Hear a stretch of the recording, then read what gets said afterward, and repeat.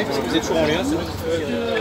De décrocher et d'utiliser ce portrait du président de la République. Moi je crois que dans l'ensemble des mairies, en fait, les citoyens qui ont, les militants qui ont décroché le portrait de Macron ont pu se sentir effectivement légitimement autorisés à décrocher ce portrait pour leur faire passer un message. On a aussi indiqué, ça me semble important de développer ce point-là, que les militants écologistes aujourd'hui, ce sont des gens qui sont des lanceurs d'alerte.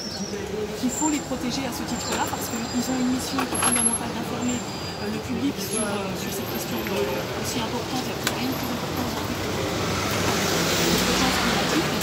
Et donc il faut les protéger au même titre que les lanceurs d'alerte sont protégés dans la loi Sapin. Voilà. Donc ça reste une question en suspens. Pour l'instant, le tribunal a émis une réserve en estimant qu'ils n'étaient pas en état de soumission. Ça reste à creuser parce que quand on fait ce qu'ils ont fait, c'est-à-dire qu'on a mené des actions de toutes parts, qu'on a essayé d'inviter les responsables et qu'il ne se passe rien, la question se pose de savoir si on n'est pas en état de soumission d'un pouvoir qui, lui, refuse d'avancer alors qu'il a les moyens de le faire.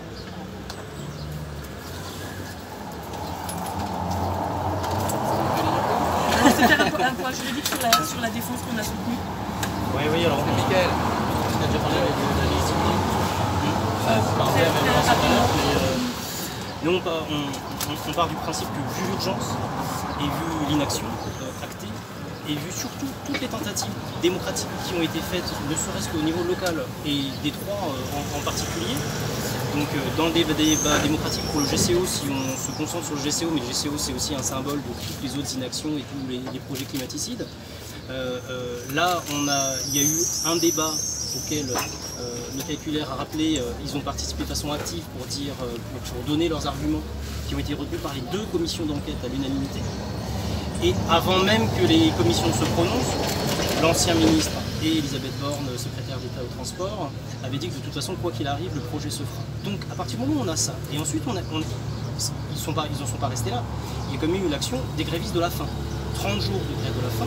Ce qui a été demandé, c'est quand même la moindre des choses, c'est d'être entendu par le président, puisque c'est lui le décideur, puisque toutes les personnes qu'on a rencontrées avaient juste des éléments de langage et absolument aucun pouvoir de décision en disant ben maintenant c'est acté.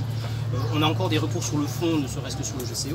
Et donc eux, à partir de ce moment-là, dans le débat démocratique, il faut qu'il y ait conflit, il faut qu'il y ait tension, il faut qu'il y ait débat. Et bien, eux amènent, avec ce décrochage de portrait, ils amènent une autre possibilité de débat. Puisque sur les terrains traditionnels, que ce soit électifs, manifestations, grève de la faim, on n'y arrive pas, et ben, on essaye d'autres possibilités. C'était une autre possibilité. Et aujourd'hui, le tribunal, alors je ne sais pas prononcer là-dessus, parce que moi j'ai invoqué ces principes supérieurs de dire, oui, il pourrait y avoir...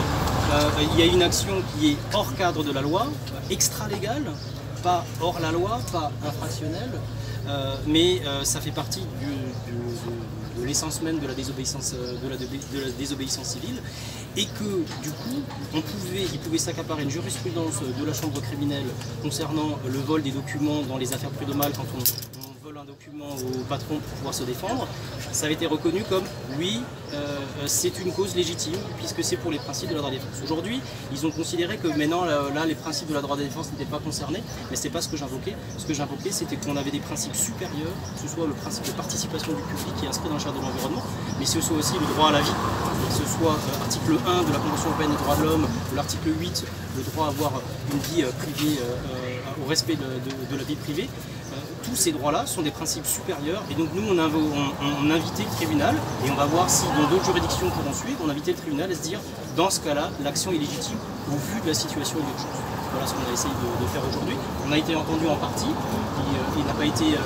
tribunal n'a pas été quand même indifférent à leur positionnement, à leur valeur éthique qui dégagent, qu'ils incarnent. Et donc de ce côté-là, on est quand même content du résultat. On se réserve la question de savoir si ça en verra par la suite, est-ce qu'on fait appel ou pas sur la dispense de peine, sur le refus d'empreinte génétique, ça c'est encore autre chose.